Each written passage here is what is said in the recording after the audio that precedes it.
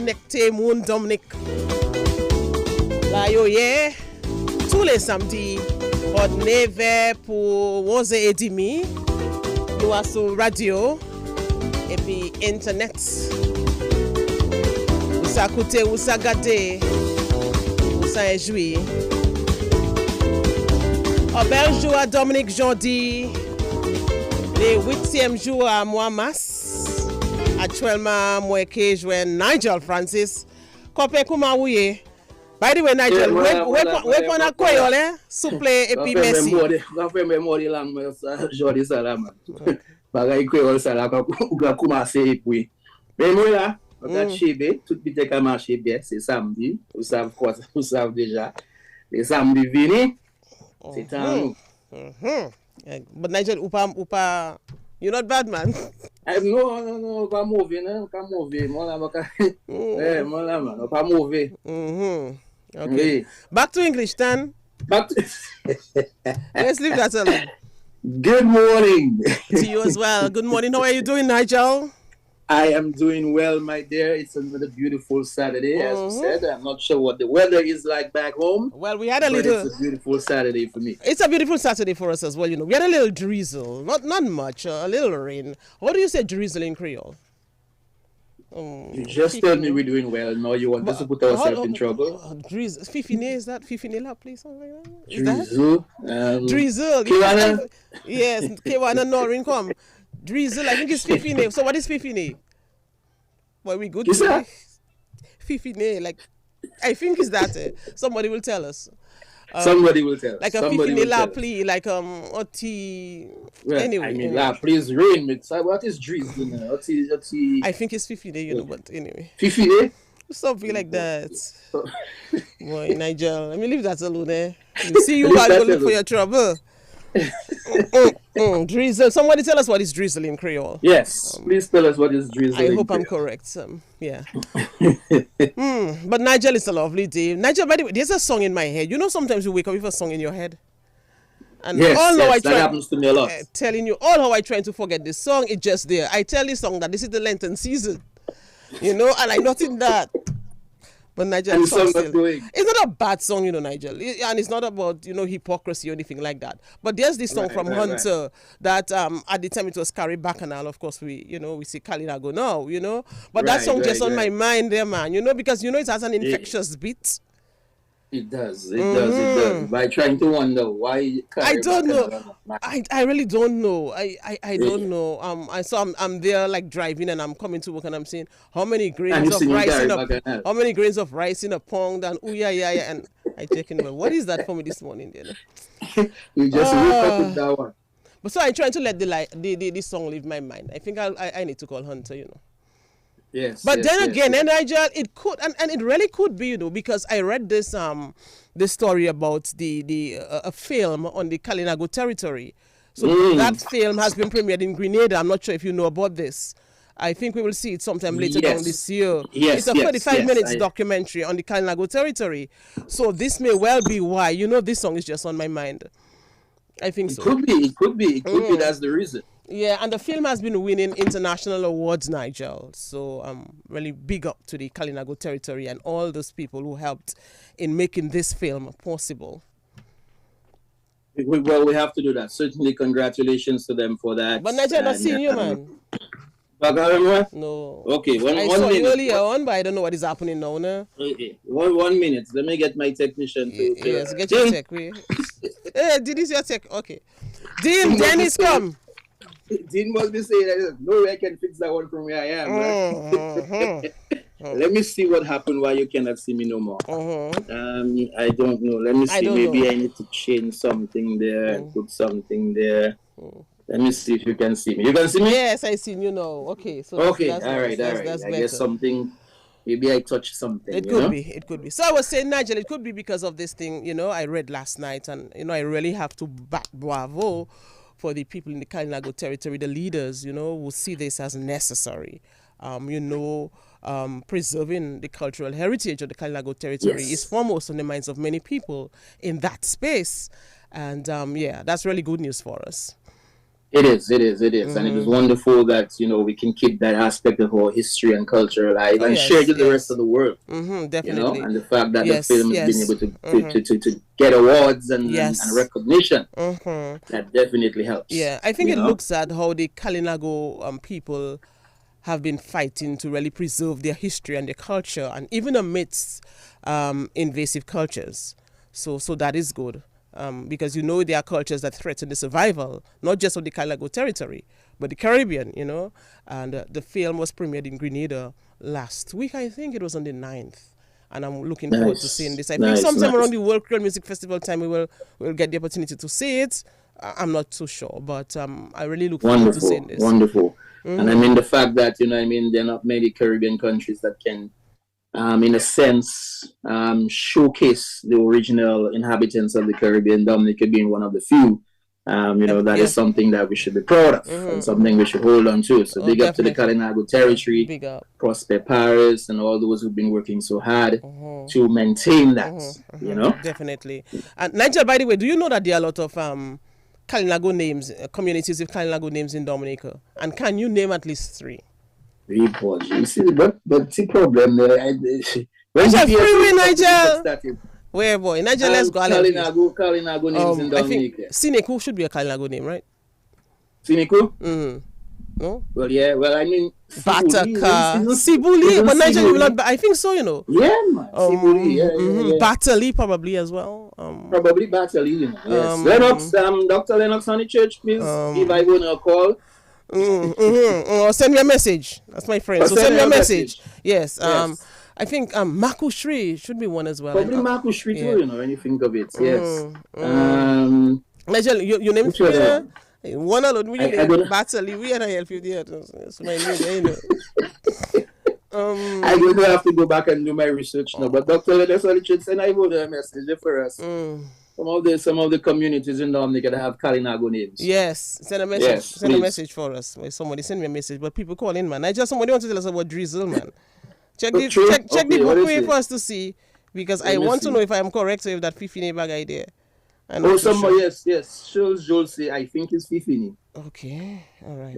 I don't know. Okay. Delia Coffee Weeks.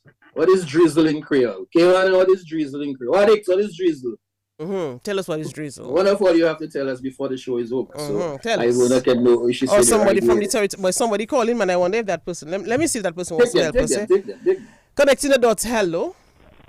Hello. Good morning. To you as well. You make me great. Why are you all doubting all yourselves? Overlook it. Sorry. I mean, I know we're in a situation and everything. But after, why are we doubting ourselves? Okay, so let's get to the point. The word is Fifine is correct. Okay, so Nigeria, clap for me. Okay, so I start on a good note. Okay, thank you, sir. And all you doubting yourself on everything in Creole. Come on, we can do better than that. I get it. Okay, Papa. Have a nice day, brother. Yes, so Nigel, you say I was correct? Yes, you Nigel, I know my stuff, I mean, come on, man. You know your thing, yeah, man. That grandpa thing in media, so we know what stuff. Yes, you know what stuff, Oh, by the way, let me say good morning to Dr. Richards, Anne-Marie Laron Richards, of course. You remember we had Fred on the program, right? Yes. Son Fred, the gymnast. Yes. Oh yeah, he's doing so much. Congratulations to him and the rest of the U.S. team. They actually captured gold in Germany. In an international competition, and Fred is, of course, in the middle, standing proud on the table. So congratulations to you, Fred. And also, Liz, good morning. I didn't forget. I want to say good morning to Annalisa Bethel. You spoke to Liz briefly, Liz Williams briefly, and she told you about Annalisa Bethel, who was at some point going through some cancer, breast cancer, yes. So she had a last round of chemo yesterday.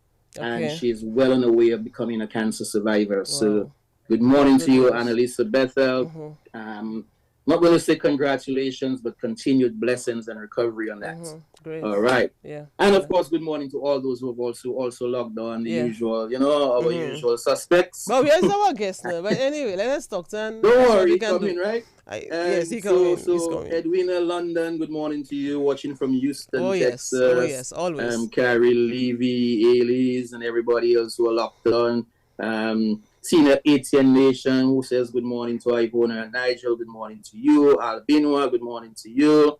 Of course, Shows Joe, good morning to you. Glenda, good morning to you. But look at the amount of people. My I was just about to say, look at the amount of people saying that Ivona is correct. Well, yes. But that's your name not there, man. No, you alone. No, but it's nice. Someone is also telling me, Nigel, via WhatsApp, thanks for bigging up the Kalilago territory. So, but of course, we have to. Yes, there's a cultural vibrancy. We have to. It's the original. There's a cultural vibrancy in the Kalilago territory, that rich cultural heritage that we have to continue because it still exists. So we always have to speak about it. I mean, their contribution, their continued contribution to Dominica, we have to always big them up for that. Definitely. I mean, they're people who, when they come to Dominica, they want to go to the Kalinago territory to see what, the originals, not necessarily look like, but what they continue to do today, their art and craft and, and what they've been doing. So big up to them for sure. Big up. We have to do that. Yeah, Nigel, definitely. Also, Dominica has received a lot of publicity in several like the US in several US publications, I think major publications. So there have been articles about Dominica, I think in Time Magazine, I think on CNN, on MSN and other, and that's really good for us. That's really good for us. It is. Being named one of the destinations to come and visit, and I mean that's exposure that we need. That's exposure we welcome. Oh yes. So over the last couple, years or whatever it is, different publications, CNN and World Travel Magazine and all the rest of them have been putting Dominica as one of the destinations you have to visit. So, let's continue to preserve what we have in Dominica. Let's continue to welcome the visitors, whether it's cruise, whether it's overnight or whatever the case is, vacationers, those who go into the dive spots. Continue to ensure that those areas are maintained and that people can continue to enjoy coming to Dominica. Definitely. Nigeria, I mean, we are so blessed. This mountainous island, with natural hot springs, waterfalls, tropical rainforests, so many rivers, and I could go on and on and on. Yes. Make sure you say 365 rivers. Okay, all right. We have some ravines. How do you say ravine in Creole, Nigel? You go back to that again. That one should be easy. I mean, come on, Nigel. That should be easy. I mean, you're from Roseau, I'm from Roseau. My roots are in Grand Fort, but let's go. How do you say ravine in Creole? Ravine. You have to. Say that again. It's Wavin. Just put the W and just say Wavin. You have to understand the nuances of the local dialect, Nigel. So yes, Mr. Derek Liverpool, good morning to you too. Glad to know that you are locked in and enjoying connecting the dots and that it helps you with information. We appreciate that as well. So yes, good morning to you for that. Muriel Stewart, good morning to you as well, and everybody else, right? Yes. So I was saying about the beauty of this country, Nigel. I mean, to wake up, especially around that time, I think it's Kawem time, but to wake up around that time, it's a dry period, but to feel a little drizzle, this Fifinela plea, it's really good for us. And just to go to the rainforest area. And talking about rainforest, Nigel, do you know the theme for this year's Jazz and Creole? I am going to confess I don't. It's rainforest fantasy. Oh. Rainforest fantasy. And the women are getting ready. The men as well are getting ready with their, rainforest fantasy wear. I love it. Yes. I love it. Dominic Brits. Let me echo my call again that I made last week. Don't forget to invite Gordon Henderson. Yes. Part of the Jazz and Creole Festival. Get Gordon Henderson on the show, please. I forgot to do my homework last week, and I'm happy that you mentioned that again, Nigel, because I had noted that down. That's my plea right there. Putting in my plug right there. Oh yes, and I like that. I really love this. So this grand extravaganza will really be on the 30th of April, but there are fringe events leading up to the actual event itself. So we look forward to this. I think the we theme definitely do. Yeah. I think was it last year that Carling and company started the Booyah, Booyah jazz thing and the fringe events. And so I know there are a number of other fringe events all over Dominica, but of course, I mean, the Carbridge is going to be the central space for it. That is it. So, yes, ideal location. Fantasy. I like it. And that theme, Nigel, is really in keeping with the Nature Island brand and a push to promote sustainable tourism. So, big thing. Excellent. You getting your outfit ready? I'm looking at this. Looking at this. In fact, In fact, yes, Nigel. Yes, looking at something. Trying to I'll put something together to represent connecting the dots and Rainforest Fantasy. See how I can make a melange. Do something. Represent spectacular. You never know. Excellent. We're looking forward to that. Yes, but I mean, it's great that we can continue. We can find a way to connect, the tourism product with the different festivals that we're having, and keep that theme running through. And, the promotion of it is important. So we certainly hope that we can have more visitors come through as well for the Creole and Jazz Festival, like they do for Carnival and for World Creole Music Festival and everything else. Still over visitors, particularly for that weekend. And help Portsmouth, help the economy down there in that way. With the stable visitors, rentals, all the different performers, so much more, bus drivers, and all the rest of it. Yeah, definitely. I know we've had a lot going on in the Commonwealth with all the, the fare increases and the this and the that and the that. I mean, the Commonwealth is always lively and alive. So but of course, the pot is always boiling, Nigel. That bouillon is always bubbling. Whether it's good or bad, the Commonwealth is always pregnant with issues. Never a dull moment here. Never a dull moment in the Commonwealth. Never. And that's a beautiful thing about it. That we're able to find issues, those that are real, and find issues, those that are not real, and still put them together. That's the Commonwealth and just say, for this is Dominica. You see? That's the Commonwealth for you. Nigel, by the way, I was listening to news this morning. I did not capture everything. Curtis Matthew was reading. But there's one story that I really missed in sports. And so I heard Curtis Matthew name as part of a team, I think basketball, and some of the DBS players. And so DBS has a team, or we have staff members from DBS on a team. Then I can put it. And youngsters on the team. Yes. So and it's in basketball. You sure you heard that news item, right? I'll go back to it, but I have a feeling that is true. Good morning, youngsters on the basketball team. Yes, basketball. So I'm not sure if he's around in the newsroom, so he'll come to correct. Marriage does a lot of things, man. Hey, youngster, good morning to you. But where's the guest now? But just now, what is that for me? Wait, the guest, hold on. Was he supposed to come to meet you? Or was he supposed but of course, I told him to come. I told him, do not wear a color that will interfere with our screen. And he agreed. Yes. I'm looking at the camera. I'm not seeing him. But anyway, I see youngster. Nigel. The youngster I see coming there, man. Youngster, boy. Hey, Curtis, come and clear your name. Okay, I want him on camera. So youngster, yes, you could come on. If he was just announcing the basketball team, or he's actually on the basketball team. Youngster, youngster, come here. Yes, youngster is here. But youngster, you're not seeing youngster on camera, right? But youngster, I want you on camera. Him, but yes, I want to know if he's actually on the team or if he is just announcing the team. No, I was announcing the team, Nigel. By the way, good morning to you, Nigel. Great program, Good morning, youngster. As usual. The thing is, the DBS has a team. Cecil Joseph is not on yet, but he's expected to join the team. The National Basketball League, Nigel, is on the way. The first time in about 6 years. So DBS has a team, Old School DBS, that's the name of the team. We have a few outside players as part of the team. Gavin Richards is also on, Delvin Esbury. I will make my entry sometime in the next 2 weeks. In the next 2 weeks, but what is that for me? So you have to look at the team to see how they perform in before, and then you make your grand entry. I think in 2 weeks' time. All games are played at the Massac Indoor Facility. So Nigel, in the next 2 weeks or so, I'll make my appearance there. So wait. So depending on if the team is winning or losing, you will decide if you're going to join. You see? Yes, they started off well last night. They won the game last night. That is an encouragement for me.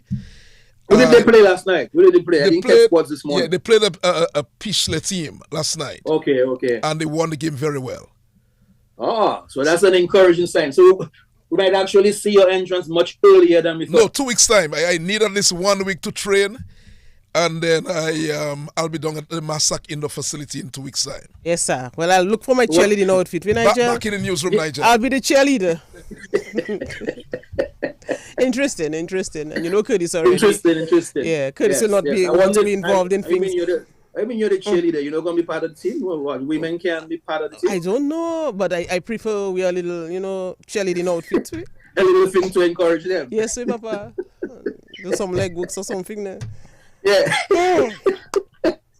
Yeah, man. But I'm happy to hear that DBS is participating in a national event. Oh, yes. I think there's a domino match again. Cecil Joseph will be representing DBS. Cecil and somebody else. As I said, I did not hear the entire sportscast. But DBS is also taking part in dominoes. I'm happy to hear that, DBS is continuing to be part of the community. Mm-hmm. You remember how big we were back in the day, the Dream Team? Oh, we were and so many things you would have done. Back then, the Dream Team was what everybody wanted to beat, And then after it became a nightmare. But we're gonna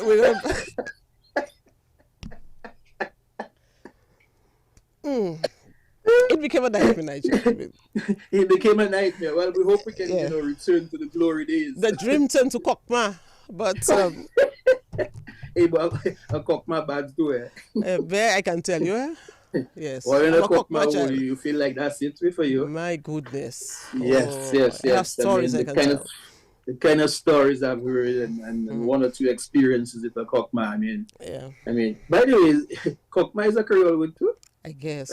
What is Kokma? What is the English word for Kok? I guess a Creole word. I mean, it's only we that have this kind of words. Kokma. Somebody tell us. Somebody tell us what is that? Kokma. Please tell us what is Kokma. Yeah. Is it a Creole word or what? If it is a Kokma. Kokma. How do you come up with Kokma, man? I don't know. Man, I'm telling you. I mean, it's only in the Commonwealth. Mm-hmm. But it would be interesting to find out how some words came about, and one of those being Kokma. You know, Kulpwe. What's Kulpwe? Yeah, Kulpwe, and you get a Kulpwe, yes. Mm-hmm. How did we come up with those? I really don't know. I don't know. And I mean, it's like part of our, part of our everyday, language in a sense. Mm-hmm. So we would say, give me a VEP. What is that, Nigel? What does that mean? Yes, give me a VEP. Boy, yeah, those days we took a VEP. Yeah. And I remember some stories of VEPs. You're taking a VEP in somebody's vehicle. And how did you come up with VEP? VEP, Kulpwe. A Carlot. Yes, Carlot. I heard a guy telling another one. I give you one, but that's in the countryside. I give you one Kulpwe moka Twibishe. What is Twibishe? Twibishe. I don't know. Twibishe. Somebody tell us. Noreen. Look, somebody said they ball in Nigeria. Beautiful. And Theory, I'm really saying I ball in. We papa. Look, what Nigeria we like clowns today. What is that for me? But where is the guest? That is why today is a free update. And it's part 2. He came last time, and he it was very emotional. There were tears. A lot of people said they cried. Yes. And you see, he's not there now. Okay, somebody said VEP is a ride. Okay, yeah, that one is easy. VEP is a ride. Yes. The VEP is a ride. That one we get. And Nigel, I'm thinking of one. What is Bataye? Bataye. Yeah. When you bataye in. That's when you swim in and you can't swim well, you bat. Okay, and so they would say the fall is Bataye, something like that. So I remember Nigel back in the day. I think that is Bataye. Because I remember back in the day, my grandmother used to make ice pops, 10, not ice pops, frozen joys for 5 cents and 10 cents or something like that. And then we would make the coconut frozen joys, and we would have to grate the coconut back in the day, That was the best one, man. And then once my brother decided to put a little rum in the pashi cocoa. I look another way, and he gave it to the fowl, and and so you should know what happened. The fowl got drunk, and the fowl was Bataye. Pashi, Bataye, Kulpwe, VEP. Pashi cocoa. Oh my goodness, we good. We are just good. Our language is so rich and it's still vibrant, and colorful. Yes, it is. And sometimes the kind of words you use when you are angry. I mean, only Dominicans would understand those words, according to Hunter. Typical Dominican, you know. Typical Dominicans. Yes. And to tell it in Creole, it sounds even better, you know. If you want to tell somebody something in Creole, it sounds better. Oh yes. Oh yes. So Nigel, keep talking a while. Because when you try to translate it into, I mean, you try to translate the Creole phrase or the Creole word into English, it kind of loses its touch. It kind of loses its flavor. It doesn't have the same kind of sting that it would have if it was said in Creole, you know. So good, cool prayer somewhat. What? Cool prayer is a cough. No, that's cool prayer, not a cough. Prayer is a cough, Niger, like a cough. No. Cool prayer. I'm thinking it's a cough like when you have the cold, but it's a cough. Okay, it's a cool prayer. Yeah, okay, a cough. Yes, a cough. Like a thump. A thump is a cough as well, right? Like you want thump? Yeah, a thump. I think a cough is a Dominican word. Hey, Winnie Green, good morning to you. Yes, Alvin Thomas, good morning too, yes. Cool boy, look, Delia is telling me, cool boy is a cough. No. She said, cock my sleep paralysis. Cool boy is a cool boy, a blow that with the That fist. is the correct translation. Cock my is what? Sleep paralysis. Yes, right. I like that. I really like that. I like that. So we've learned what cock my is now. Okay. Sleep paralysis. Yes, and Shana Raphael says, you know, when you use the Creole thing, it's the thing that has come at the end of the Creole word. You have to put something at the end of it. So yes. So give me an example, Nigel. Give me an example in terms of what Shana told you. What Shana told me? What you have to put at the end of it. Shana, give us an example, Nigel. Shana, tell me, you asking me for example. Shana, give me an example. Twibiche is to stagger. Okay, thank you, Cleo Coffee. So you know Cleo would know. Oh yes. Bonjour, Cleo. That's Central Grande people. Hey, Shirls Joe. Shirls is always with us, eh? And Shirls is enjoying the vibes. Definitely so. Yes. So she is to stagger. Yes, okay. Yes. Creole sweet, we boy for true. Yes. Like you say, Moka Fute, your tap, right? Moka Tappy say, Visha you. What is Tappy say? Tap is what? Tap is slap? Tap is slap, but what is Tappy say? Tap, slap, Tappy say. What is Tappy say? Tell us. I don't know. Yes. A pyrash. Look, somebody saying a pyrash. Oh, yes, I've heard that one. It's in my school poem. Mokaba, your pyrash. Oh, yes. Let's see if somebody wants to share with us on the telephone. You are on. Hello. There is one word I found that's uniquely Dominican, and that's Stepney. Stepney, yes. Stepney. Boy, you can say that. Give us an example. Use it in a sentence. Hey, hello. What? Nigel, give us an example. You have a Stepney. Give us an example. You have a Stepney? Call signal band, Papa. Look, somebody talking about Dekale. We Dekale. That's when you wipe something on somebody's body. What is that one? I didn't catch that one. Maybe Tappy say? Like when you wipe something. I guess. Okay. What is Alvin Thomas saying? The best joke is in Creole. Of course, the best joke is in Creole. And you know, like when you go overseas. Delia Coffee is saying Tappy say is to paint something in an untidy way. Okay. And Cleo is saying Tappy say is to swear. So it's essentially it's the same thing. Yes. And Tina Etienne Nation is just laughing away. But why not? Alben was saying, yep. Boy, Nigel, no, Creole is just the best. I tell you. I mean, that's a beautiful, yes. I mean, man. And you know, there are certain phrases that, and again, different villages, you might probably find a phrase in one village, you will find it in another. So when they say one thing, maybe the way they say it in Grande might be different than how they say it in Vegas. Hey, Nigel, I will look it. He's there. Spare tires. Yes. Spare tires, yes. Some people like to walk with the Stepney. Yes. Some people like a handbag. Yeah. Nigel. No, one of those days we need to have a program on this and just invite people to call. And somebody just gave you an example that says my mother's plants. Shana, is it Shana? Yes, Shana says my mother said the dogs are dickily in her plants. Nigel, what is seasoning? You know what is seasoning? How do you say seasoning in Creole? Seasoning? Sezoma. You want sezona? I think it's funity. No? Somebody will tell me if I'm correct. Funity. I think it's yeah.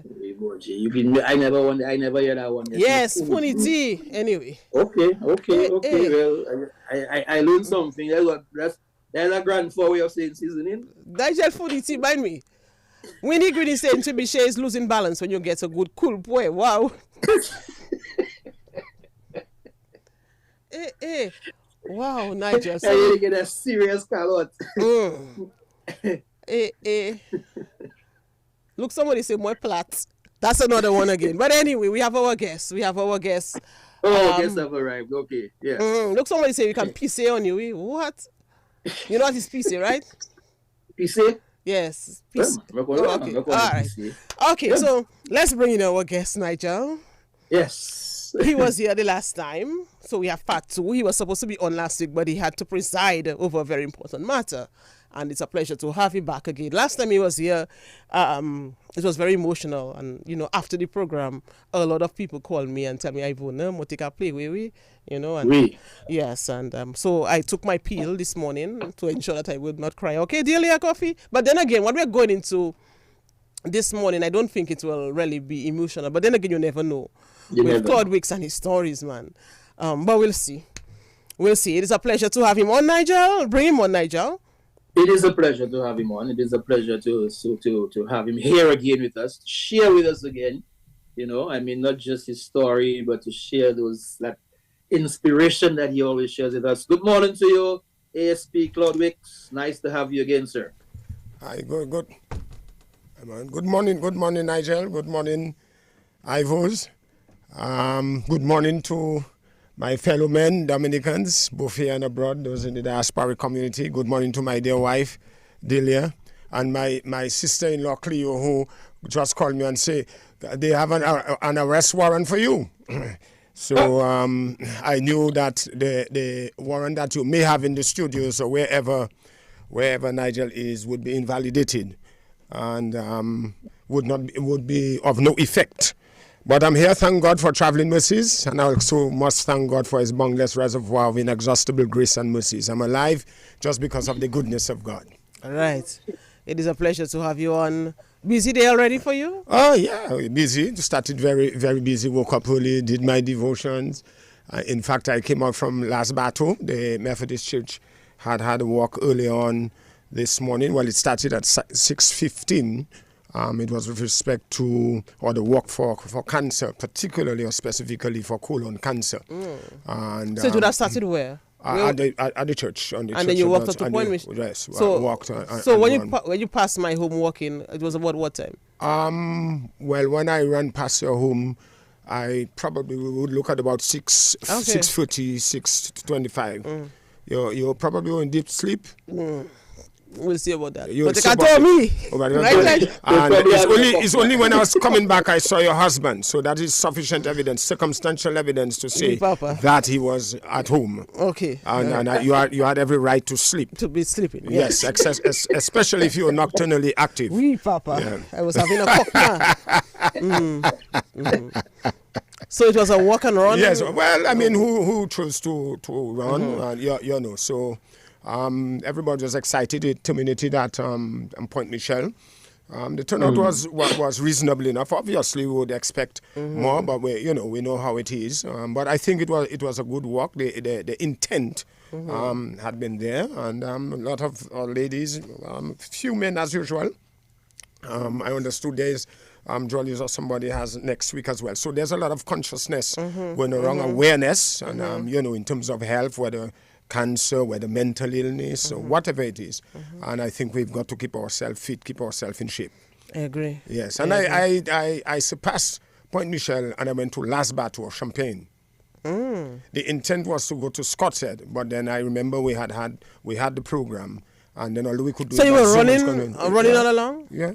You're still very fit, Claude Wicks. Well, I thank God for it. I run all over the place, Cochrane, the Desport, Layu, anywhere my feet can bring me. So I have to do it so that perhaps when I can't do it anymore, I won't regret it. And I would always, but I still believe and always believe, Ivan and Nigel, that, especially in the military, paramilitary, police, or there has to be a level of fitness, absolutely. A level, I mean, all of us will have various degrees, But I think in the military, especially given all of these natural disasters and anything can happen, you've got to be in a state of good health, a state of fitness, so that you can execute your duties properly. Yeah, I agree. So Nigel, how do we go ahead with this one? Well, yes. So with part 2, and we want to focus on the I guess the professional part of Weeks. Yeah. But before I do that, though, when we had you on the program 2 weeks ago, that story stuck with me in terms of Mr. Alwyn Bully, Dr. Alwyn Bully, and how he, in a sense, sort of turned your life or saved your life. I'm going to use those words in quotes at the grammar school. And between then and now, of course, he has passed. And I am pretty sure you would probably want at least a minute or two to, express, condolences and sympathy to the family, considering what Dr. Bully meant to you in your early childhood days. Absolutely. As I did so, I condoled with Mr. Colin Bully, his brother, as well as Anita via WhatsApp. And I will tell you what I sent to say. Greetings to you in the name of the Lord Jesus Christ. On behalf of Delia, Mom, and the rest of my family, I take this opportunity to condole with you and family on the passing of the legendary Dr. Alwyn Bully, my former principal of the DGS.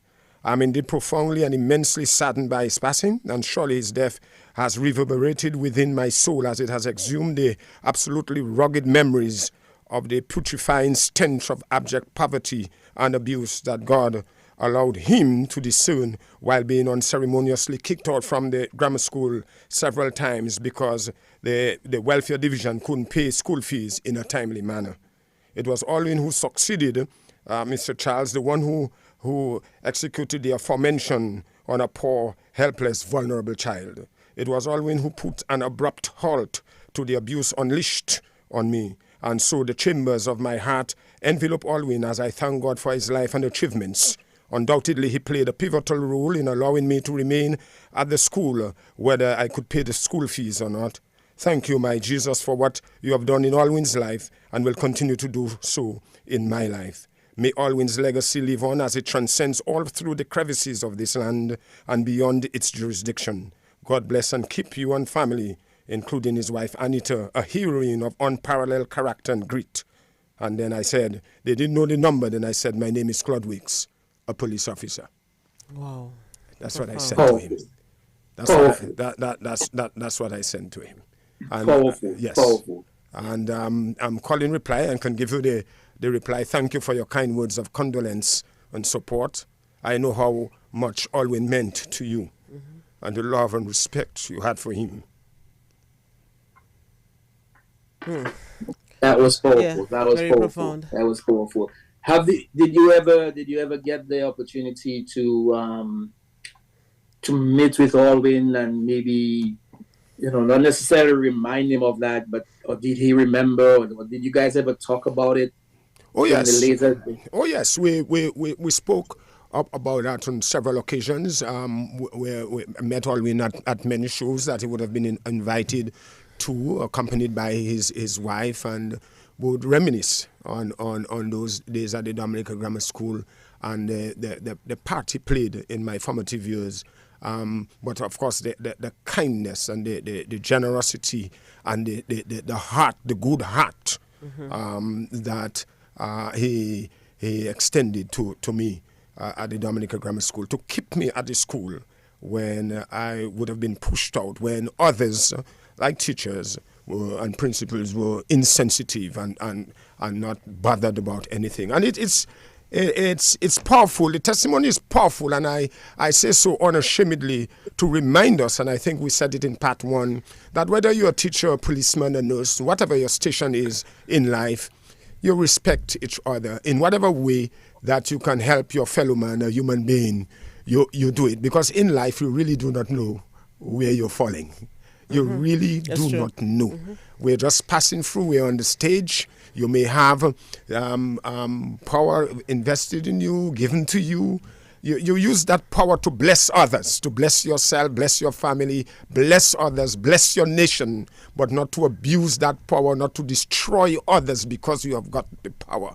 In fact, the power can be taken away from you, as it was taken away from Nebuchadnezzar. If you read the book of Daniel, particularly chapter 3, right, or you can read the entire book, and you'll see where Nebuchadnezzar beat his chest. He was the man of it, the man of the world, and had all the trappings, had all the trappings of life. And then he went on his porch or veranda and said, "But look all what I've achieved, and I am the Don. I'm the king." And of course, he was reduced to rubble. We know the story well, those of us who read it. And he ate grass in the paddock with the animals. His skin changed. I mean, he has claws like an eagle. I read the story. And these are testimonies for us. That's what, as I said, whether you're a policeman, whether you're a politician, whether you're a pastor or bishop, to just know that breath of life you have inside of you, it does not belong to you. It's really not your own. You're blessed with it so that you can bless others, and that's whether you're a teacher in the schoolroom. And I told you all 2 weeks ago that one of the main reasons why students or people wear uniform, particularly students, is just to identify them with the school. Because many of the students whom you would see with their various uniform, whatever school that they go to, that does not necessarily mean they had breakfast. That does not necessarily mean they're having a good time. And I walk the walk. I can tell you about it. So it means, therefore, teachers and others have to be sensitive and to know what is happening around them. And be diligent, because that child that we seemingly seek to destroy, or use our local jargon, play heavy on, can be a prime minister one day, can be a president one day, can be a doctor one day, can be a vet one day, can be a very good janitor one day. So we've got to be very careful how we deal with people and how we treat people, and not think that you're on top of the world, because the trappings of life, if you do not have a relationship with the Creator, ends there, because it's temporary, it's transient, it's fleeting. We're just passing through. We're just passing through. Nigel, what a good program already, eh? Yep. So I'm gonna transition by moving from the grammar school and Alwyn and what you've been through otherwise in terms of that. What got Inspector ASP Weeks? What got you into the police? What is it? Was it an incident? Was it just by circumstance? Was it an accident? How did you get into the police? Did the opportunity present itself and you just ran with it? After my devotion somewhere in the midweek, I anticipated that question would be the first question to transition from part one. And as I said to you all, I got employed at the Coconut Products. Mrs. Audrey Thomas, now deceased, a wonderful human being, employed me while I awaited my results. In those days, the CXC had just entered. We're talking about 1981, 82. And the GC as well. So I was employed at the DCP making boxes to put the soap. You remember DCP and its heyday, manufacturing committee company. And they're making boxes and so on, until when an opening came at the DCP to work in the lab, because I'd done I'd done arts and sciences concurrently. And I got the opportunity to work in the lab with people like Jacqueline Ansem and Andrew Anthony from the Loubier area. I think Hubert Bain had left. I thought it was Bain who used to work down there. So I worked with them for about 1 year. I was in the Scout movement, in the Scout troop. And the Scout troop in those days carried that military aspect, that flavor. And, young guys in the Massac, Maho area. And also, you must remember, at the time leaving the grammar school 81, about 1981, we were fresh you could say in the 70s, and Nigel would remember that the 70s were politically turbulent in Dominica. You had the Dread Act, you had the Black Power movement, you had the dreads in the bushes and so on, and police. So, and then of course the whole discipline of in those days you had the defense force, you had the police force operating, and then further. We used to read a lot of what you call comics. Nigel, I don't know if you read it. The commandos. Yes. We call it the commando books at CBs. They used to have the things there. So we'd read that Germans, you're talking about World War I, World War II. And we used to devour those books. And I just got a passion and an affinity for the military. And it happened that they were taking police officers. So in other words, the defense force had been disbanded, and of course they had to beef up the manpower of the police force. And they had a trainee consultant, Mr. Dunkley. I remember in 1983 when I applied, I got through the first time. It was 44 of us. I do not know if the National Security Minister is listening, but I know 2 weeks ago, he and I and a few others were debating, and he said there were 25 of us, but there were 34, and I confirm it. I have incontrovertible evidence, and he can test me on that if he wants, that it was 34, 2 fell by the way, and then 32 graduated. So it was just a passion entering. I did well in what we call the basic course, the recruits training, headed by Mr. Dunkley, the consultant, the government UK trained police officer. And then we had Mr. Francis Hille, who is now deceased. We had Mr. Asquith Riviere, the sergeant, former magistrate, former inspector.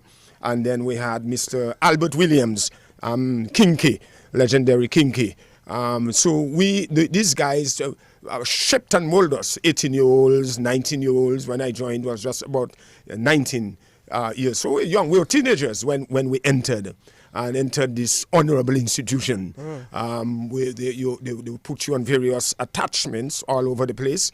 The outstations. So I worked in Point Michel. I worked in Collio.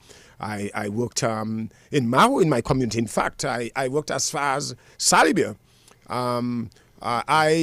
It wasn't my choice to go to Salibia. In these kinds of institutions, you don't have too much of a choice, although flexibility can be exercised. I wanted the little job so much, so I don't think I could resist, even if the resistance could be well justifiable in the circumstances.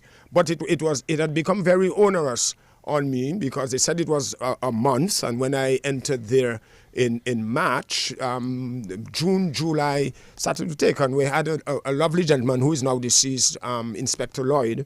He was the corporal in charge of the Salibia police station, and I explained my circumstances. My mom was, basically all over. The abuse continued. Even at that time when you joined the police force? Even at that time, remember I told you that mentally challenged, mentally sick, the little sister, the changes, a young teenager, so social issues, and of course that was hard to bear. And when I explained to Mr. Lloyd, may his soul rest in peace, it was Mr. Pierre Ensley Pierre who was the commissioner then, and he had to address the Northern Division, and he did that at Marigot. When he did his delivery, I remember Mr. Lloyd said, as soon as it's finished, Constable Wicks, you can stand up and you can make your plea as to put it in public among your peers. And I made representation before Mr. Pierre. It was a Wednesday, and I explained. Of course, it had become very emotional. The then commissioner never knew anything about it. That kind of particular situation, even if there had to be screening of me in the Massac-Maho community. And on Wednesday, I did that. And on Friday, what we have our first orders of our first newspaper, and he brought me to Maho, closer, so that I could help to supervise my mom. That too, I never forgot. That too, I never, ever forgot, that I was able to be close to my mom, keep an eye, feed her, ensure that the abuse could be arrested or curtailed. Ensure that she takes her treatment. Take her to the psych to get her treatment, whether in uniform, whether in plain clothes. And by God's grace, and that's why the word of God is so clear and true and covenanted, when it says that if you honor your father and your mother, your days will be long and you'll prosper. And I think I prospered on the job in the sense that I started working very well in Mao with a good crop of guys, cohort of guys. Mr. Roberts, who is now a coroner. We had Alfred, Subi, Joseph Williams, and others, Alan Smith. We had a good team. In fact, the same Mr. Lloyd joined us in Maho. And then my work was good. And Mr. Blanchard took over from Mr. Pierre. And one afternoon, Mr. Healy, that's the same Francis Healy, came to the Maho police station and said to Mr. Lloyd, we are taking Constable Wicks to the CID. And it's good material to the CID. And I remember Mr. Lloyd said, but sir, this young man is a very good man. He's one of my best men. Why are you taking him? And then Mr. Healy, strict as he was with a bebop shooting at a particular azimuth, and when he would have put his face in a particular way, body language, and Mr. Lloyd said no more. The Monday I was at the CID, where really I started my career in earnest, in detective work, under the tutelage of Mr. Simon Darwin, one of the leading detectives Dominic had ever seen, and of course lower Mr. Healy, and then your Duke Severin, who were corporals, acting sergeants, Mr. Alfred, these people. So we learn, we're a group of help, including the National Security Minister. In fact, he was in the yard, what we call the yard, the CID before me. So we were a good team of young guys working on studying these guys. And I can tell you, we instilled fear in those who had the propensity to commit criminal activity. I want to look at the uniform. I think we have mentioned with uniform several times. And I'm asking this because for many people, I mean, there's something in the uniform that speaks to a source of pride, patriotism, respect, public order. For some, it may just be a uniform. For some, it may be vary, But what did the uniform mean to you, the police uniform?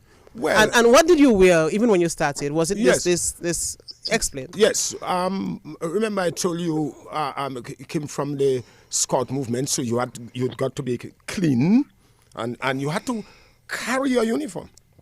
So coming up from the Scout movement, entering at Monroe, so you had to take care of your uniform there, iron, wash, put it in order, because if that was not done properly, surely that would be an infraction and you'd be punished for it.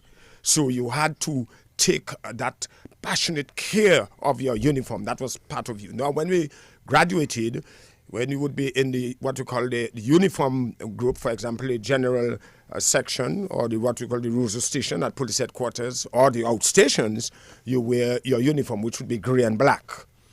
All right? That had to be properly ironed. You had to carry that well.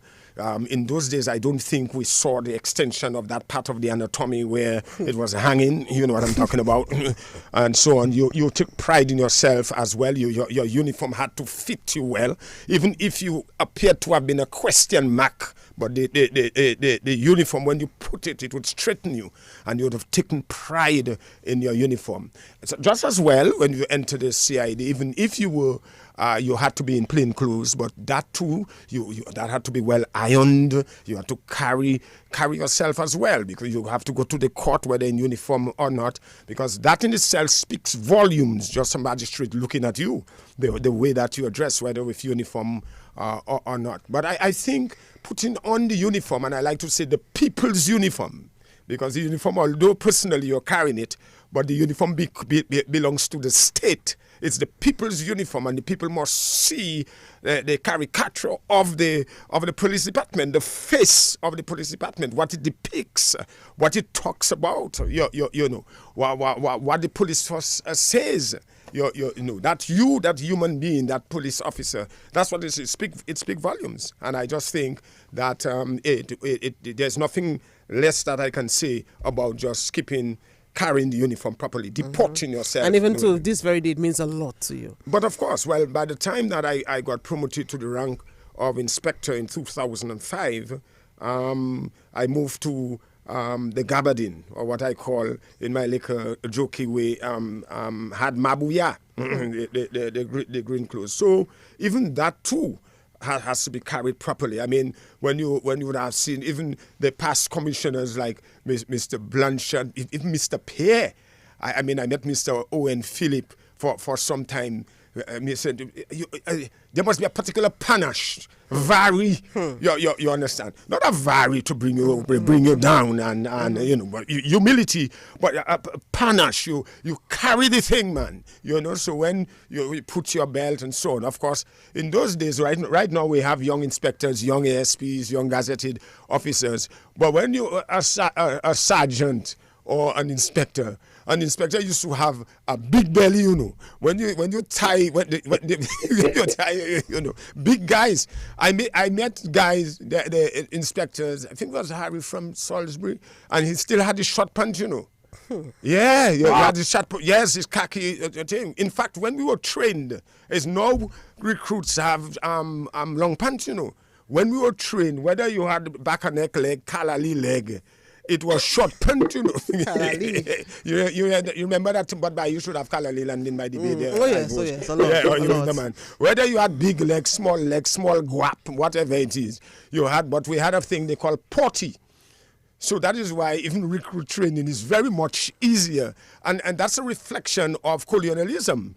The British, in terms of their training, even in the military, the officers, they had the potty or the huge brown socks. So you had to wrap that around the boots. And that had to stay there. It must not fall because that instructor would punish you. More so when we were doing drills, rehearsing drills, because you do the left, right, you have to run, you have to do all kinds of. So if that thing falls down, you cannot tell Mr. Burnaby, now deceased, well, sir, it's because I was running. So you would be given rifles to carry. And you understand, you'd be given rifles and you would have to make several rounds. All these things toughen us, strengthen us, So yes, the uniform and the carriage of the uniform, it's critical. It really says a lot. Wow. So do you think that the training now is not as strenuous, not as tough as it was back then? That's a question of relativity. I'll tell you, times are changing. Because I just mentioned about the guys today have long trousers, long pants. I wouldn't say that it's watered down. Obviously, in my view, when I was trained, especially when you had people like Mr. Burnaby, who had been trained in the Defense Force, incidentally. He was a lieutenant in the army and the drill master.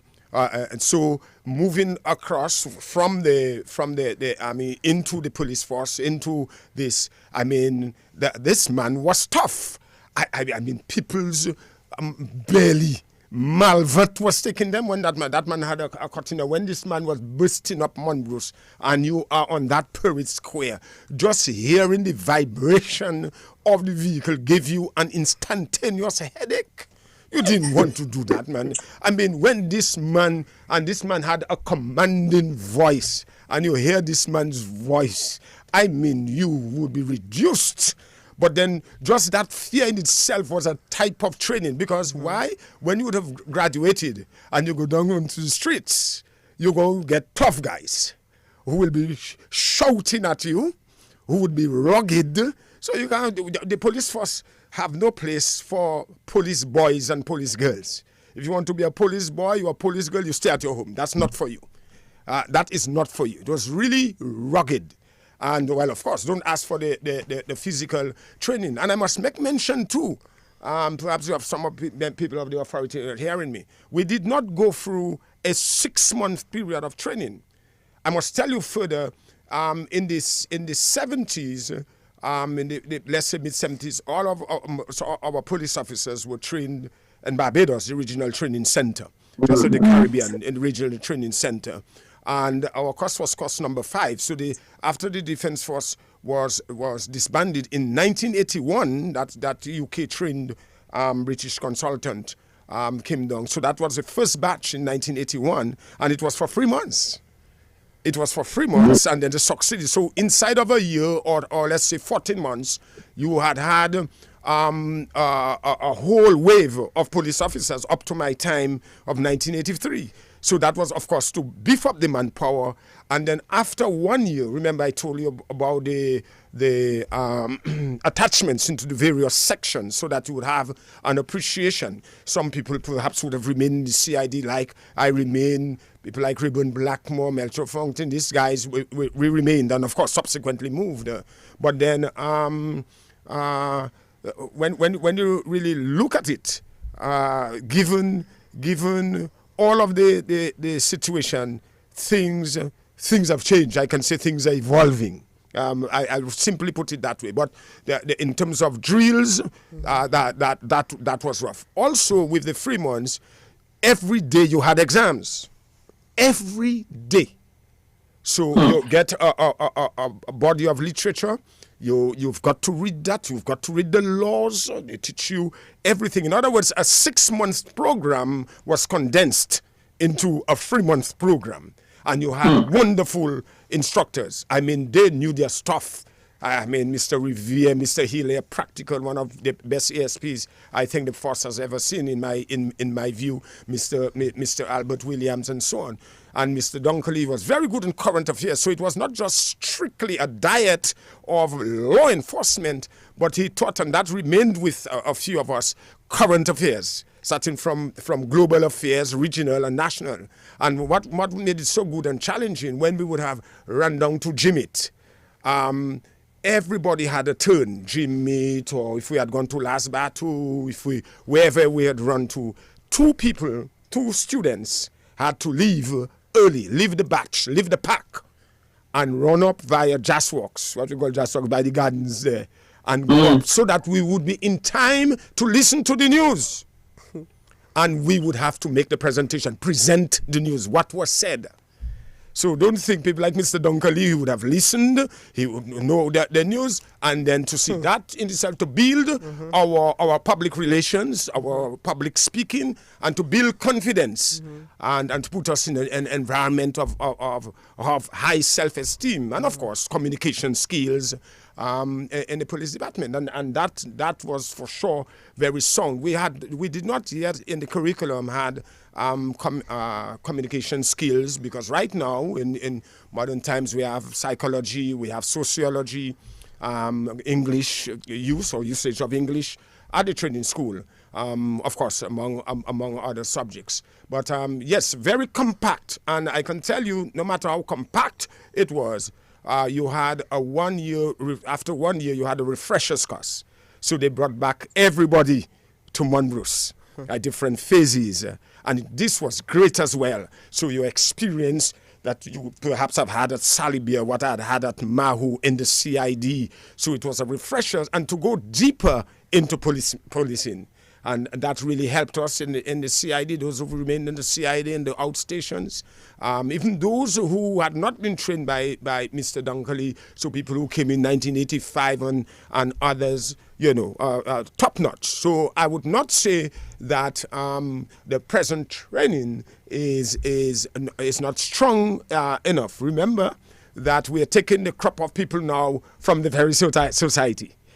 How many people? You have a few who had been in the cadet corps now since it has been revamped, still remain in the cross section. So it's a different kettle of fish, may I say that, as compared to when I joined, and even those who had joined in the mid-70s or so. At that times when you tell yourself, look at me, Zafar Gouvelma, because you used to call yourself that back in the day, look at where I am now. And of course you would remember what you would have gone through. Well, that's why we have the caption for on your flyer, see what the Lord has done. I can only say, see what the Lord has done. To be very honest, I enjoyed every part of the force, not only from the commencement, the genesis of entering, but I think I enjoyed the police force when I became a follower of Christ, when I became a believer. My eyes was then open. I understand the human being. Of course, it made me appreciate, apart from my upbringing and, as I said, the stench of poverty and abuse, marginalization, labeling, stigmatization, casting away, and then a period into the force as a young man, here, there, perhaps not organized, you follow the crowd, but then by the time I get hooked up with the Creator, was fragmented, but the realization from where I was, where I came from, and as I start to maneuver myself into the force, let's say at age 38, 39, I realized the brevity of life. I realized how fleeting life can be. I realized how I survived, and now I really the latter part part of my career, because incidentally, when I would have eventually left the police force, I'd be close to 41 years service, 40 years 7 months. So half of that just devoted myself, and it got me. I don't want to put it. It got me in trouble. The Christian life as a police officer, and more so spent a lot of time prosecuting in the courts. Sometimes when you speak, people believe that you ruffle their feathers, or you ruffle their institutions or their systems. But you see, when you have Christ in you, what is to be done correctly? Because my duty is to please God and not man. And I say so boldly as the wind of the Holy Spirit moves on me. And I repeat, my duty is to please God and not man. However, though, if you look at Romans 13, when you go home, you take a look at it, it has given us instructions that we have to obey authority. And indeed, for example, the police force is a structured organization with a hierarchy, with ranks and etc. And you've got to follow instructions. There is a code of conduct that you must abide or conform to. Comply to at all times. Indeed, if you breach it, you'll find yourself in hot water. And given that and know that, so getting to know the law at the back of my hand, especially the code of conduct, you need to know your rights within the law, because that's the tool that you work with every day. You see, and I just do my duty to the best of my ability, respect authority, whether political authority, whether police authority, whether Bible, bishop authority. But I will tell you, as my dear friend Peter the Apostle said, I prefer to always obey God. Now, there is a cost in obeying God and not obeying man. Because when you obey God for righteousness' sake, but that is part of the package. This is part of the package. What you do it right. Because you want a clear conscience. That's what is important. I, being a police officer, is not meant to abuse the power and the custodian of the law and seek to destroy people. You operate within the parameters of the law. And even when you operate within the parameters of the law, people still hate you from within and without. But that's the profession that was chosen. You must do that. You don't expect. But if Jesus Christ was so flawless, had no faults, had nothing. He cured people who had AIDS, who were like a question mark. He straightened them. He took care of them. He provided. He exorcised demons from people. I mean, on one week, they said, Hosanna in the highest. The following week, they said, give us Barabbas instead. Crucify him. Who is Claude Weeks? A mere mortal. Even if I were to do good, that man will not seek to hate or destroy me. But, however, when you're in Christ, you're insulated. That's the good thing about it. You remain immortal when he's ready for you, my friend. All right. By the way, someone is saying that, not on the live, though, Mr. Weeks must be related to Simbot. He has a good command of the English language and usage of big words. You remember Simbot, Nigel? Mr. Weeks, remember Simbot? Well, I heard of Simbot. And as we talk about big words, I remember sometime in... I think Alvin Thomas, by the way, said on the live that he said something about Ozzy Lewis and Mr. Yeah, but Alvin taught me at UV, you know. Alvin taught me, how do you call it, bargaining and trade unionism and the things when you're doing public administration. So he would know. I told you 2 weeks ago that 1 year, given the fact that the welfare at the time did not have the particular English book for the firm, and I told you the social issues, and I'd done poly in the English language, probably got 40 something. In those days, I mean, the standard, you had to speak well, you had to write good compositions. Everybody's on text now, WhatsApp, SIAP, all kind of cushion, you know. So you only find writing rather in the public service to write properly. And when you speak properly or write properly, that sometimes it's a problem with people. It's a problem with people. What is IOTA? IOTA might be a big word, but indeed it's pretty small. The only reason why some people say some of us use big words is because they're not familiar with the words.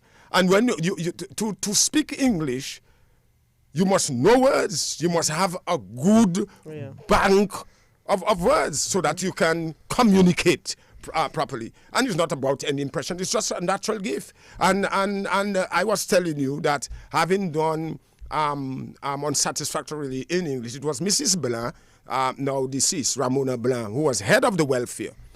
And she looked at it and said, but you did very well in all of the other subjects. We're going to work on that, Claude. And she knew me well. She was from the Massac area. She and mom went to school together. And this lady unearthed all books for the August holidays, the summer holidays at the welfare. I remember going home with a bag of books. And I had to read those things. Nigel, I never stopped reading. I entered the force. Never. I remember Bertrand, now deceased, and a few others. We used to compete, man, down by CBs and get non-fiction books and just read. So, and at the CID, we had to write good reports. We had a commissioner called Mr. Desmond Blanchard. You couldn't escape Mr. Blanchard by putting poor English in a case file, or you're going to report to Mr. Blanchard. You had to speak properly, pronounce properly as best as you can. We know English is difficult, but you had to do something. You have to carry yourself, you know. And I take pleasure in communicating. So as a prosecutor, right? Yes. Have you found yourself in situations where there is a particular case that you're prosecuting and it sort of has some similarity to when you were growing up and the situations that you've been through?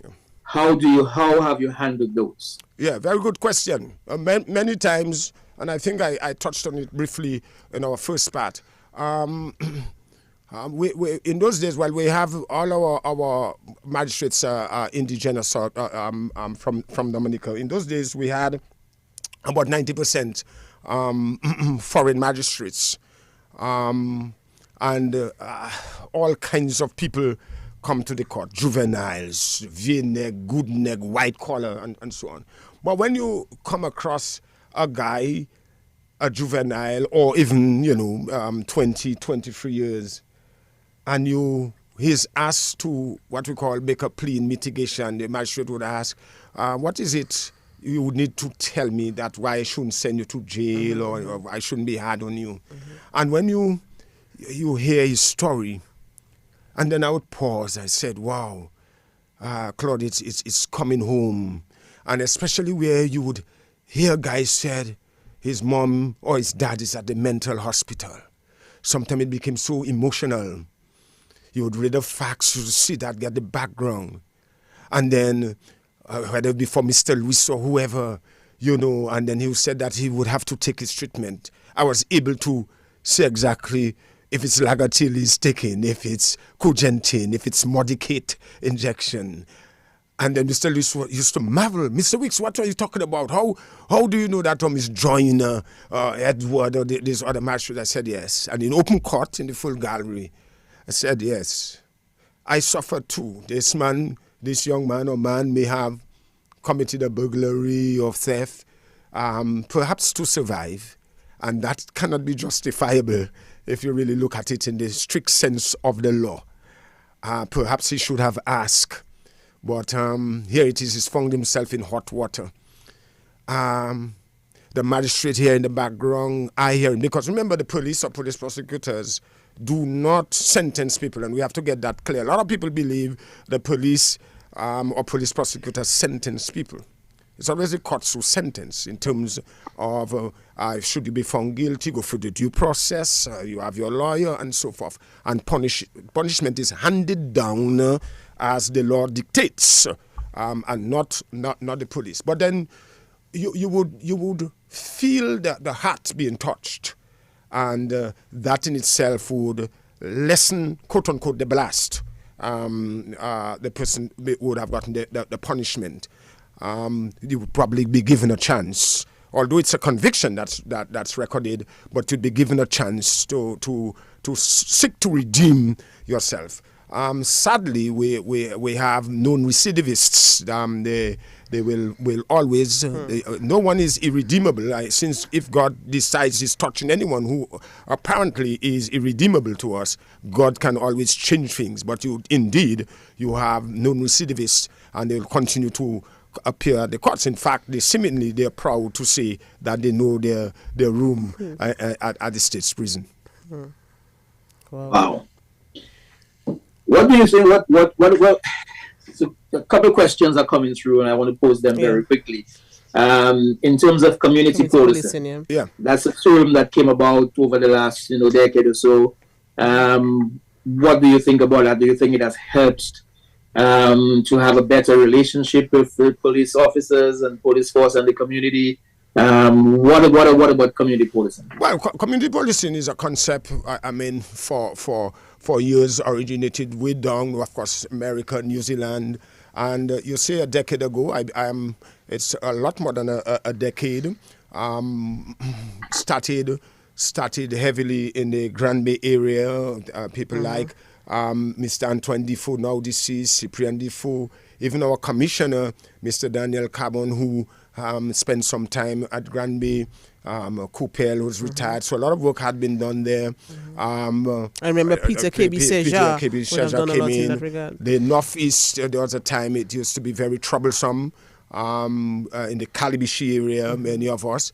We also had a strong enough public relations team too. The PRO, the public relations, so it was not about just reporting about a burglary or traffic accident, but getting on the wrong. We have had the On the Beat program. I think it may have come up from the ICU, and it seems to be a fatality now. I really wish it could be revived. Because that too was that brought connectivity and to bring in the public, bridging the gap between the public and the police. The policing, community policing concept can work, but it will take a lot. First of all, it has to be purchased. It has to be bought by the entire police department.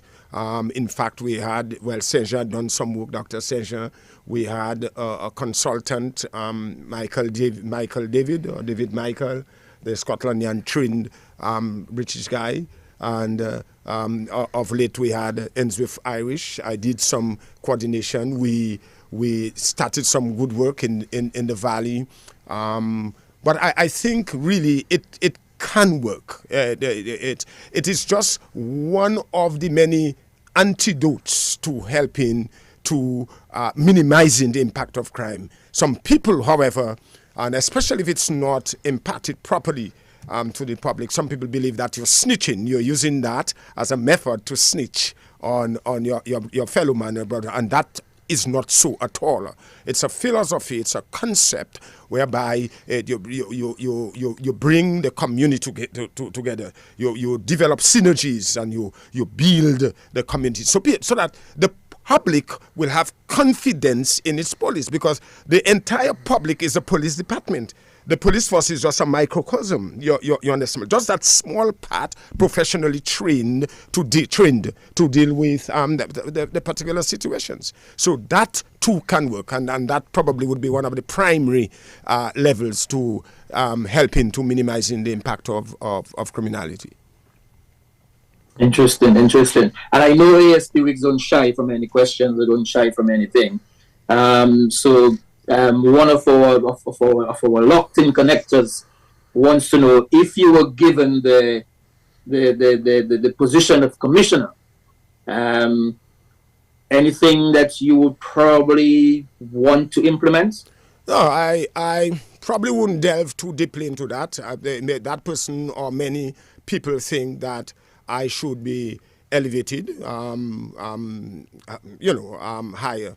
Let me just put it straight to the cards and all those listening, including the authorities, including my commission and others. When I took an oath at 10:30 a.m.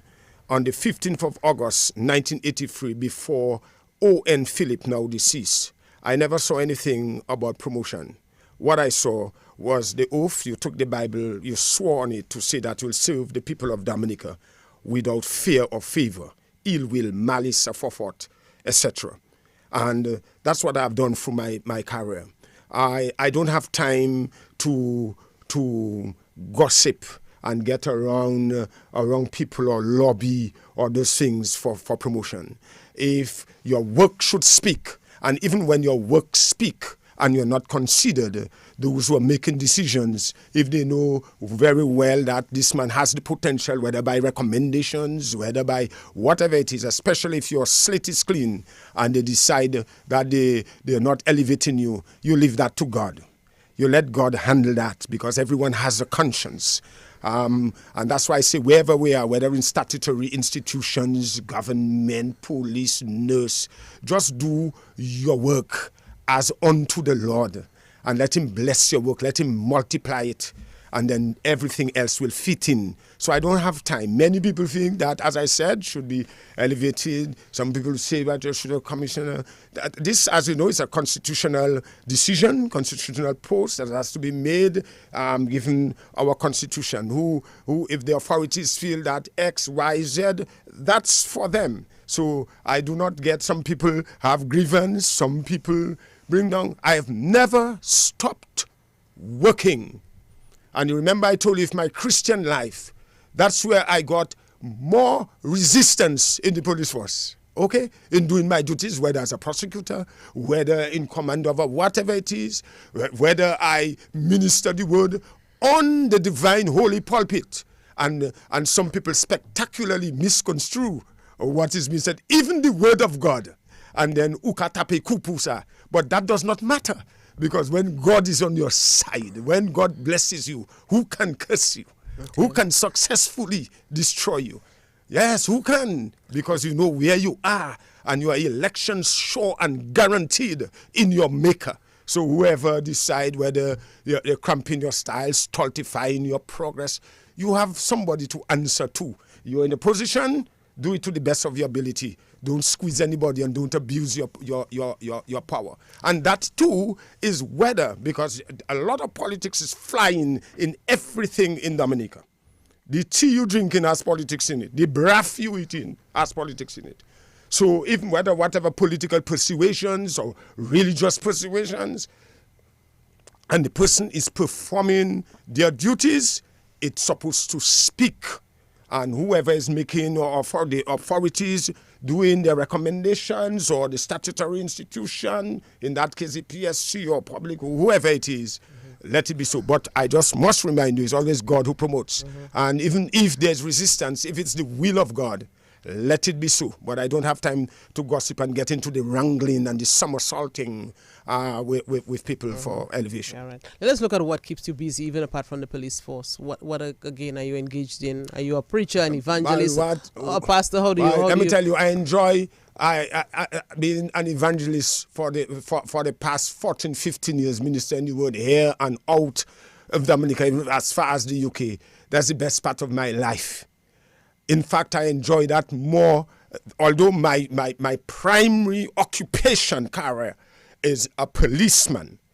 But as I tell you, my passion, given from where I came from, I have no choice but to hide and immerse myself in the love and the goodness and the grace of God. So my duty as a follower of Christ, I'm not saying a Christian, because tout moun is a Christian now. Tout moun. I'm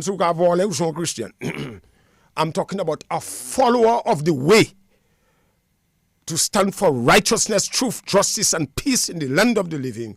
That's what gives me my passion. So I minister all over. Do you very often bring up your story about how you... Well, depending on where the sermon and the outline of the sermon going. For one time I was What happens when you bring out your story? That it becomes emotional. Sometimes the tears come.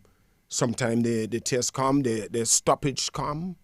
And then the congregation cries as well.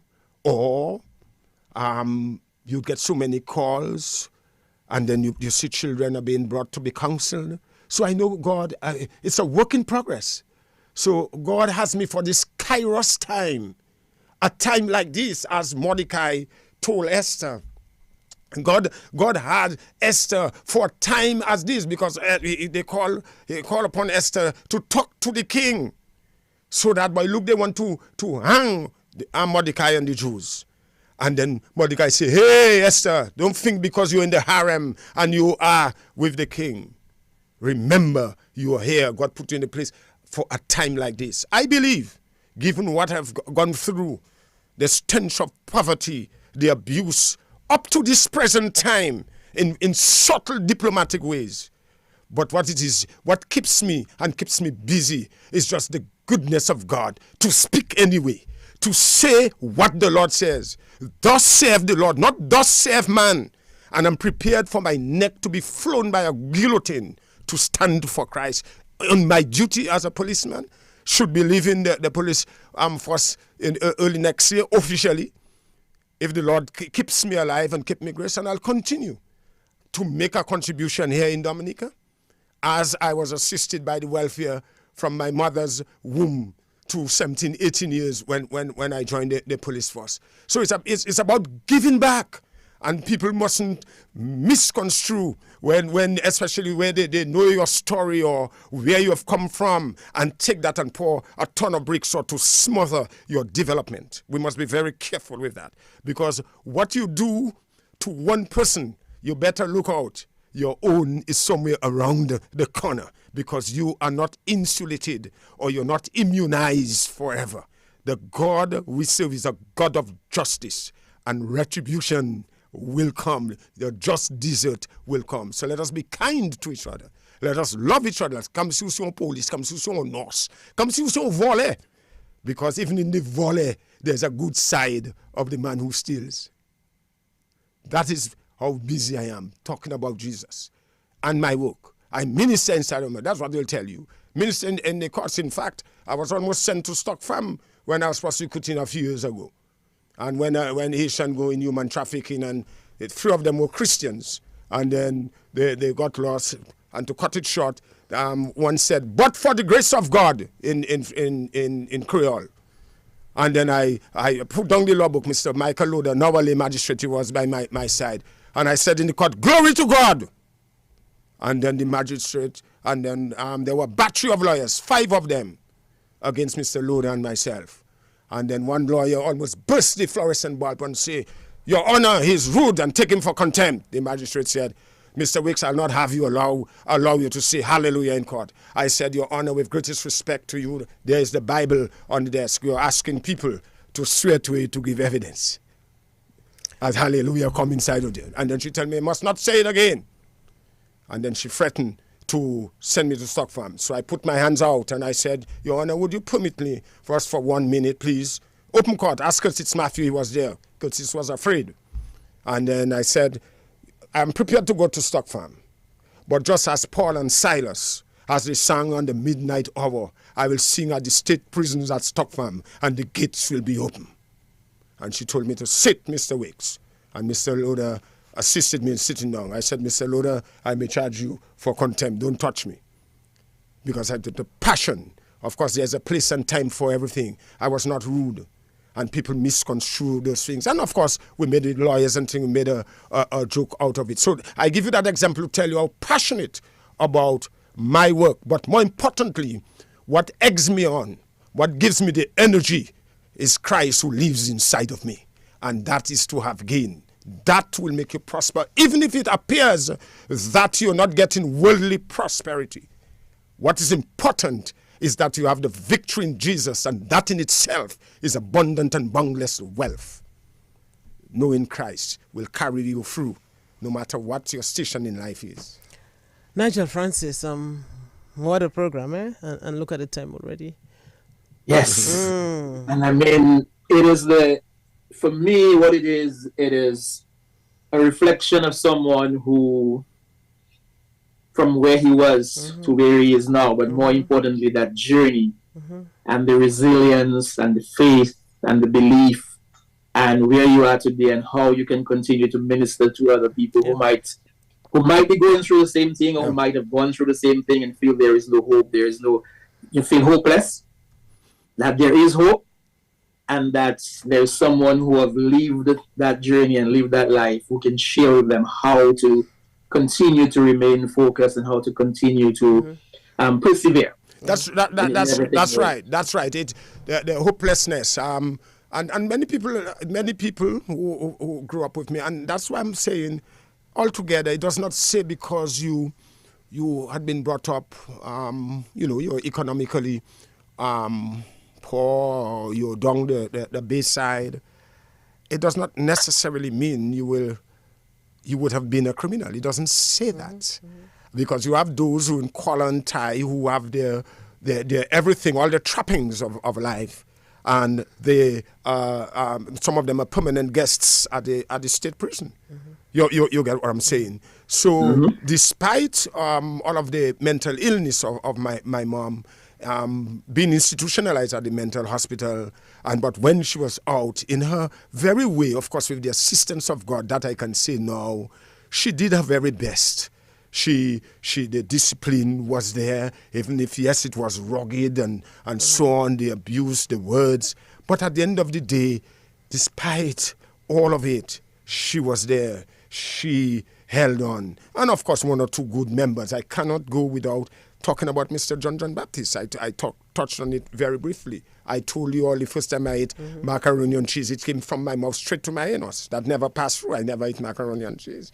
They always stretched a hand. Mrs. Blanc, who is now deceased, my godmother Bertillette and Miss B, you know, and some people like Robertson Thomas, Dr. Thomas, my very good friend, you know. So you've got one or two people, but again, in those times, and in the 60s and in the 70s, how people looked at you when you were mentally ill, you know, and the abuse, to survive that really is God's hand. You cannot survive in that ocean and cesspool of misery.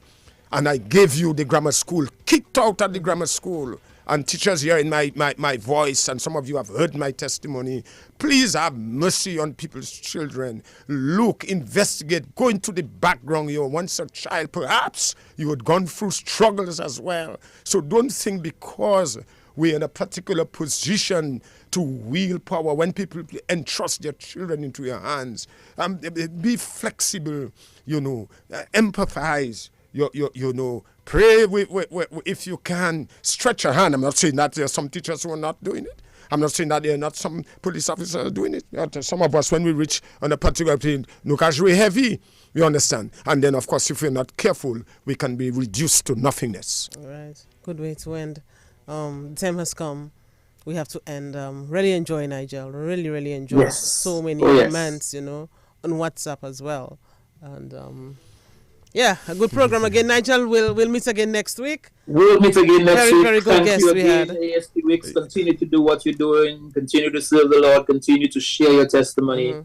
Continue to guide others on the right path. Appreciate you. Indeed. And thank appreciate you what you've shared with us. Yes, thank you very much, both of you, for having me and for having me on the program. You could have had someone else. I never anticipated that, but I always know God directs the affairs of man. So he'll continue to direct, and wherever the Holy Spirit leads, I shall follow. Thank you very much, and God bless you all, and God bless Dominica. Nigel, we'll do it again next week. You take care. We'll do it again next week, my dear. Okay, then.